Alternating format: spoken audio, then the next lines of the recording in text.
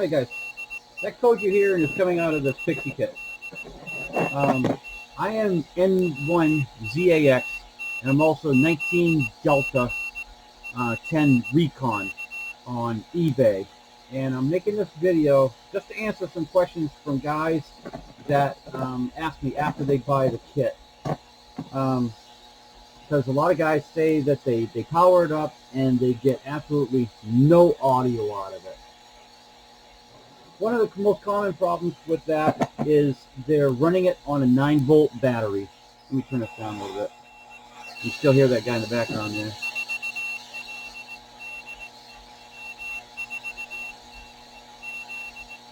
And that's coming right out of the Pixie kit. I'll go over this box speaker after. I'm just going to turn that down so I can talk to you. Now, one of the things that you don't get any audio out of this is because you're running it on a 9-volt battery. Even though these are rated for between 9 and 13.4, I believe it is, don't run it on a 9-volt battery because you'll be very disappointed. You'll have no audio output and you'll have no actual output from a key because the 9-volt just cannot power this properly. Always run it at least 12 volts. All right, and nice gel cell battery or whatever you have, as long as you get a nice smooth 12 volts. Do not run this on a wall wart 12 volts because you'll get a hell of an audio hum out of it. Now, the other thing that I'm getting is I'm finding out that when they power it up, that they get the key in the audio switched. They'll have the key over here, you know, and the audio across from the power input. You got to have the key over here or you'll get nothing. So plop that in there, and this is audio. So just remember, audio is across from the antenna input, and the key is across from the 12-volt DC input.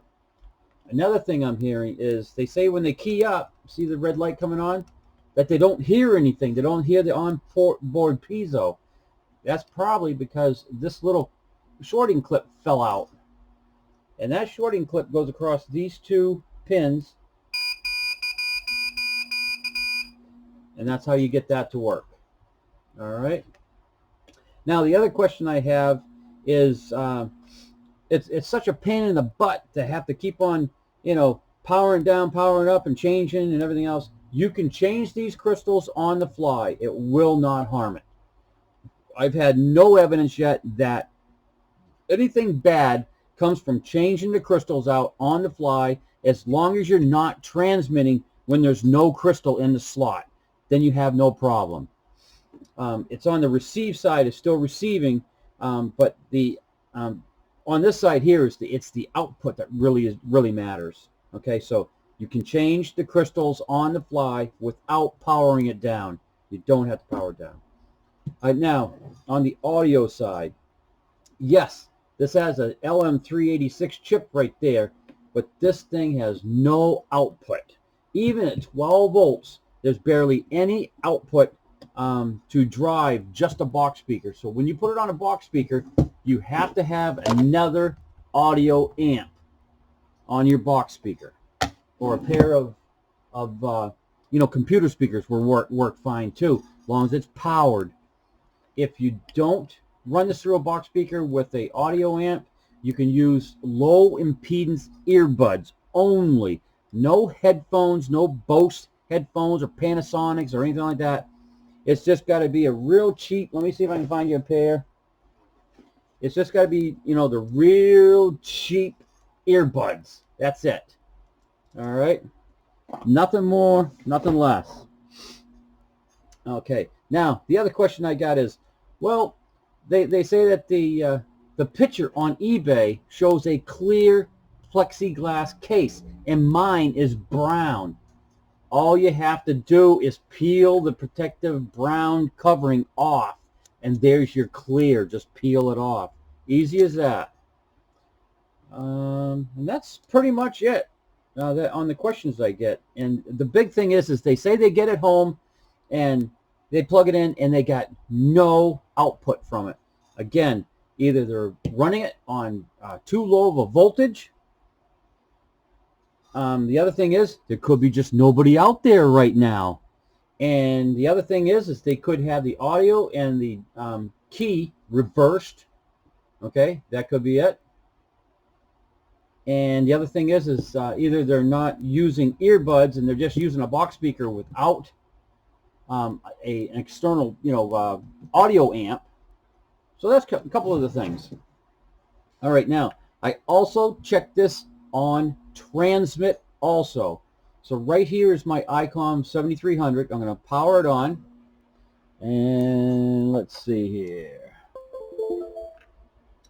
I'm pretty sure, yeah, I already got it set up. I'm on, let me get that up to 723. That's what I got in there right now. Let me turn my audio up.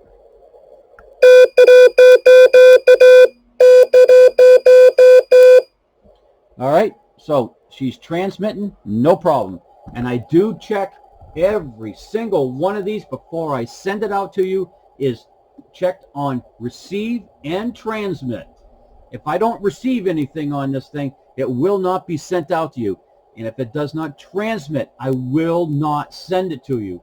When this goes out the door in my little yellow packages that I send it out in, and they're very well protected, they will transmit and receive properly.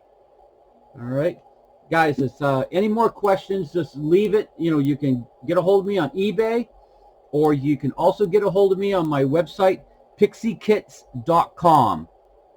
You can also look me up through QRZZ.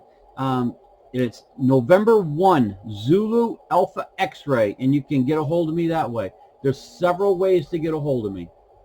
All right, I hope this video helps out a lot of you guys that are purchasing these kits from me. I've sold, I don't know, what to date, probably about 400 of these that I've sent out. And I got some really good feedback on them, but there are some guys that do have some problems, and I hope this helps out everybody. All right, again, guys, don't hesitate. Send me questions. Thanks, guys.